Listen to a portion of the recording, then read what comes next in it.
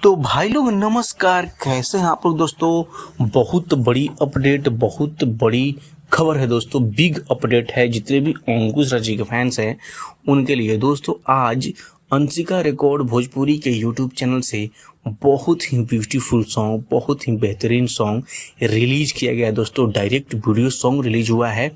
तो आप लोग जितने भी अंकुश राजा जी के फैंस हैं इस चैनल को सब्सक्राइब कर लीजिए, क्योंकि दोस्तों इस चैनल के माध्यम से अंकुश राय से जुड़ी तमाम खबर, तमाम अपडेट सबसे पहले दी जाती है दोस्तों।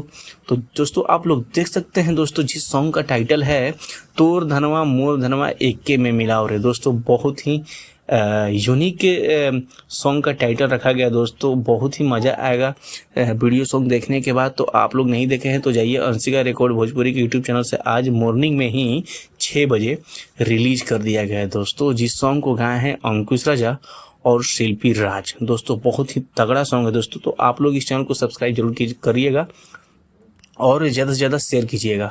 सो दोस्तों इस गीत को लिखे हैं बोसरामपुरी जी और संगीत है आर्या शर्मा जी का। तो दोस्तों यही अपडेट था, सोचा शेयर कर दें आप लोगों को।